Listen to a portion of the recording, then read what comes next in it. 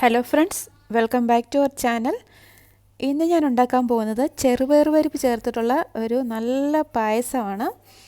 ഓണമൊക്കെ വരികയല്ലേ, അപ്പോൾ ഓണസമയത്തൊക്കെ ഉണ്ടാക്കാൻ പറ്റിയ നല്ലൊരു പായസമാണ് ഇത്. ഈ പായസം ഉണ്ടാക്കുന്നത് എങ്ങനെയാണെന്ന് നമുക്കൊന്ന് നോക്കാം. ഇതിനു വേണ്ടി ഞാനിവിടെ ഒരു 1/4 കപ്പ് ചെറുപയർ പരിപ്പ് എടുത്ത് വെച്ചിട്ടുണ്ട്. അതുപോലെ തന്നെ ഒരു 1/4 കപ്പ് ചവ്വരി അല്ലെങ്കിൽ സാബൂനരി എന്ന് പറയും, അതെടുത്തിട്ടുണ്ട്.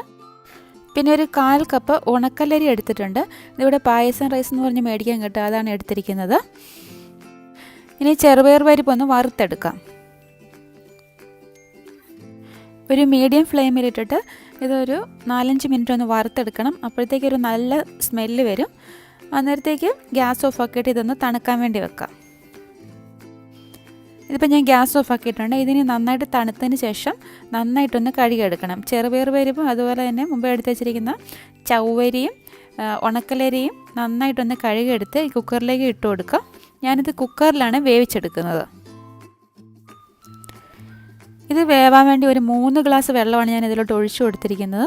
എന്നിട്ട് ഗ്യാസ് ഓണാക്കിയിട്ട് കുക്കർ അടച്ചിട്ട് ഇതൊന്ന് നന്നായിട്ട് വേവിച്ചെടുക്കണം. സ്റ്റീം വന്നതിന് ശേഷം തീ കുറച്ച് വെച്ചിട്ട് ഒരു 10 മിനിറ്റാണ് ഞാനിത് വേവിച്ചെടുക്കാൻ പോകുന്നത്. ഇത് വേവുന്ന സമയത്ത് ഈ പായസത്തിന് വേണ്ടിയുള്ള ശർക്കര ഒന്ന് നന്നായിട്ട് ഉരുക്കിയെടുക്കാം. അതിനുവേണ്ടി ഞാനൊരു 400 ഗ്രാം ശർക്കരയാണ് ഇതിലോട്ട് ഇട്ട് കൊടുത്തിരിക്കുന്നത്.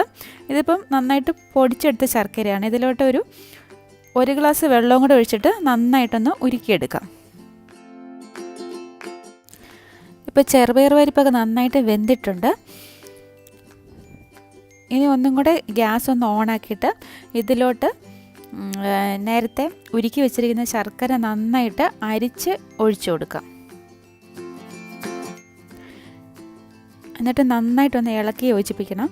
ഈ ശർക്കരപ്പാനിയിൽ കിടന്ന് ഈ ചെറുപയർ പരിപ്പും അരിയും സാബൂനരിയും എല്ലാം നന്നായിട്ടൊന്ന് മിക്സായിട്ട് ഒന്ന് നന്നായിട്ട് വറ്റി വരണം.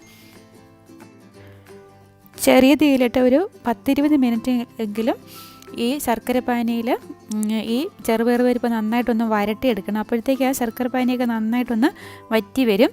ഞാൻ പിന്നെ ഇതിലോട്ട് ഒരു 1 ടീസ്പൂൺ നെയ്യും കൂടി ചേർത്ത് കൊടുക്കുന്നുണ്ട്. അങ്ങനെ ചെയ്യുമ്പോൾ ഈ പായസത്തിന് ഒരു പ്രത്യേക ടേസ്റ്റ് തന്നെയായിരിക്കും. അതും കൂടി ഒഴിച്ചിട്ട് നന്നായിട്ട് മിക്സ് ചെയ്ത് കൊടുക്കാം. അത് ചെറിയ തീയിൽ കിടന്ന് ഒന്ന് വറ്റി വരട്ടെ. അന്നേരത്തേക്ക് ഇതിന് വേണ്ടിയുള്ള തേങ്ങാപ്പാലൊന്ന് എടുക്കണം. ഞാനിവിടെ ഒരു 2 തേങ്ങയാണ് എടുത്ത് വെച്ചിരിക്കുന്നത്. അതിലോട്ട് ഞാൻ കുറച്ച് ചൂടുവെള്ളം ഒഴിച്ച് വെച്ചിരിക്കുകയാണ്. എന്നിട്ട് ഇതിൽ നിന്ന് ഒരു 1.5 ഗ്ലാസ് ഒന്നാം പാലും ഒരു 3 ഗ്ലാസ് രണ്ടാം പാലും എടുക്കണം.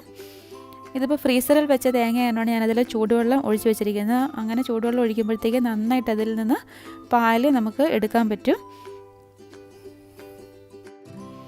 പിന്നെ ഈ പായസത്തിൽ ചേർക്കാനുള്ള ഏലക്കായും അതുപോലെ തന്നെ ചുക്കും ജീരകവും കൂടി ഞാനിവിടെ ഈ പാത്രത്തിൽ വെച്ചൊന്ന് ചൂടാക്കി എടുക്കാൻ പോകണം. എന്നിട്ട് വേണം അതൊന്ന് നന്നായിട്ട് പൊടിച്ചെടുക്കാൻ വേണ്ടി. ഞാനൊരു 1/2 ടീസ്പൂൺ ചെറിയ ജീരകമാണ് ഇതിൽ ഇട്ട് കൊടുത്തിരിക്കുന്നത്. ഇതിപ്പോൾ നന്നായിട്ടൊന്ന് മൂത്ത് വന്നിട്ടുണ്ട്. ഇനി ഇത് ഒന്ന് മിക്സിയിലിട്ട് നന്നായിട്ട് പൊടിച്ചെടുക്കണം.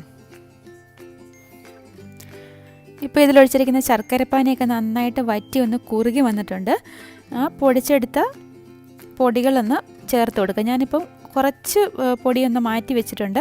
ബാക്കിയുള്ള ചുക്കും ജീരകവും അതുപോലെ തന്നെ ഏലക്കയുടെ പൊടിയാണ് ഇതിൽ ചേർത്ത് കൊടുത്തിരിക്കുന്നത്. എന്നിട്ട് നന്നായിട്ടൊന്ന് മിക്സ് ചെയ്യാം.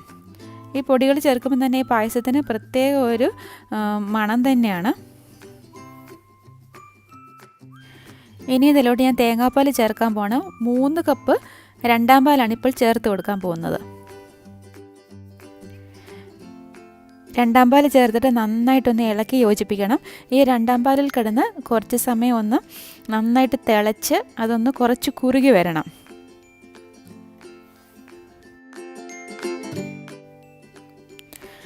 ഇപ്പോൾ ഇത് ചെറുതായിട്ടൊന്ന് കുറുകി വന്നിട്ടുണ്ട്.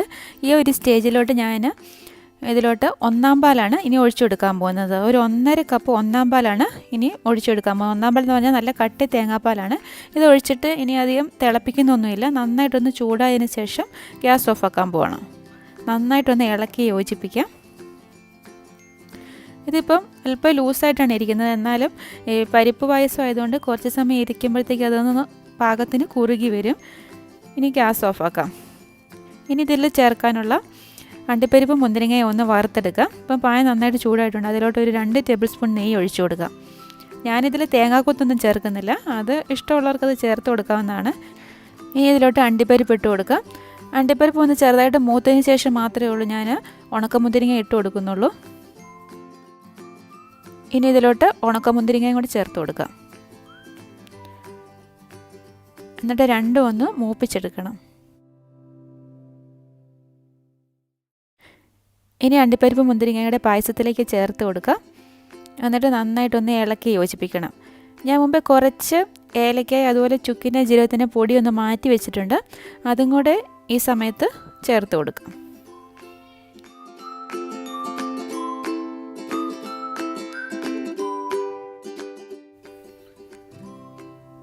ഇപ്പം പായസം ഇവിടെ റെഡി ആയിട്ടുണ്ട്. അങ്ങനെ നല്ല ടേസ്റ്റി ആയിട്ടുള്ള ചെറുപയർ പരിപ്പ് പായസം തയ്യാറായിട്ടുണ്ട്.